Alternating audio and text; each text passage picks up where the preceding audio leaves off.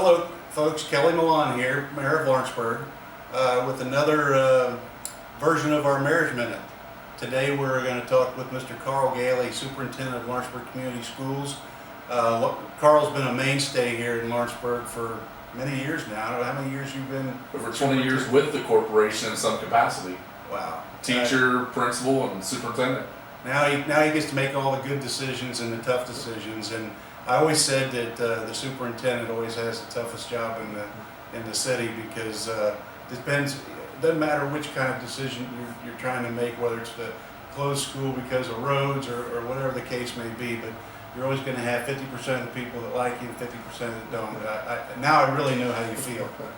So, hey, today we're going to talk about all the challenges, or maybe we can call them opportunities, relative to the COVID and school starting back up. Starts back up next week? Next week on Wednesday the 5th. Okay. And then I know you've been talking with all your staff and bus drivers and things like that.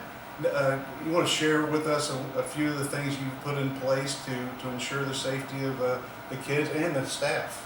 Sure, we are very hopeful of our reentry plan. We've given options to our families, so families and their students can come in person, or they have the option to choose virtual learning, or they could even look at a little hybrid where if they wanted to come once a week, once a month just to check in too, they could work that out with the principals in their building. So we have given options to our parents. We've put also a lot of PPE, protective personal equipment, in place. So we have desk shields, we have face shields, we have face masks, we have hand sanitizer, sanitary wipes, we have some sprays that are going on our buses.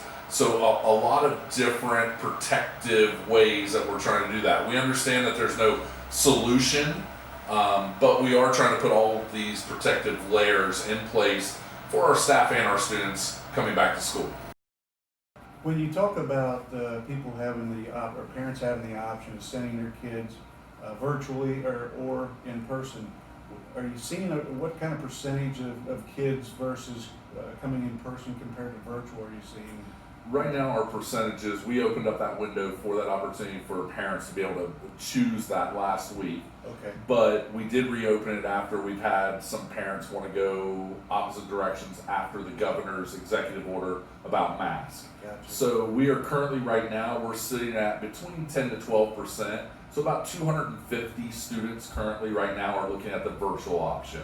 Okay. So we are working with our principals to set up, for example, if we have an approximately 20 students per grade level, then we will dedicate a teacher in that grade to handle the virtual students. Okay. That way they can reach out through the whole day and set up times for reading groups, math groups, and lessons, and they can do individual lessons, small group. They can do all that through Google Meet, Zoom, send them online assignments, so all of that they can work with that group of students. You know, as you can see, I mean, these types of things take time to implement and execute, right? But I was talking to Mr. Snyder the other week, and he said you all had been having these meetings to discuss how we're going to get back to school. I think everybody's on the same page as far as, get back to some normalcy. Kids need normalcy, and you being an educator, you know that much better than I do. Yeah, I think not only the academics that we always worry about, but we need to worry about this social emotional learning of students too.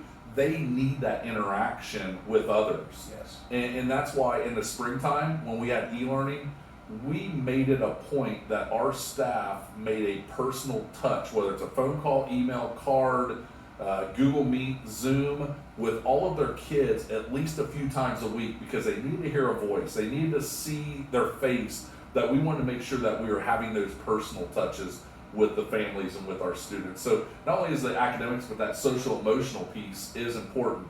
And I just want to, as you kind of alluded, I want to thank my administrative team. We have been working since the end of March all the way to today, because things continue to evolve, that my administrative team has been tremendous in working with me every week that we've worked around, whether they were out of town for a few days or on vacation or something, that we were able to continue to collaborate to create a safe plan for our reentry. You know, and that says a lot about your team, and I know all the folks on your team, I believe, but I think they all have a very, very vested interest in kids and the staff. I mean, they want to make sure that the staff, when they're coming back, that they feel as safe as they can possibly feel. And you know, I've always been a big proponent of teachers. I spent 14 years on the school board, and I see what they go through and what you all go through, and I admire you. And thank you for taking a little time today, Mr. Gailey, and enlightening us on what the school year is going to bring. I guess it really still is. There's a lot of variables, a lot of unknowns. We don't have a book to go by with this particular pandemic, but we'll get through this. And we appreciate you coming by today and sharing what the school's doing. You're very welcome. Like I said, kudos, yes, to our whole staff, our maintenance staff, custodial staffs that have been preparing our buildings for that reentry too, our teachers, instructional assistants, all of them. And just kind of, as you said, we are very hopeful about this return. Yeah. And that's why from the springtime all the way to now, we've been asking families, students, staff to post on social media, hashtag Elberg Hope of different pictures that show hope for the future. Well, you know, as always, I always reach out, and if you need anything from the city, let us know. We're here to help and be a partner. And remember this, folks, that we're all in this together, and just always check on your neighbors. We would appreciate that. Thank you. Thank you.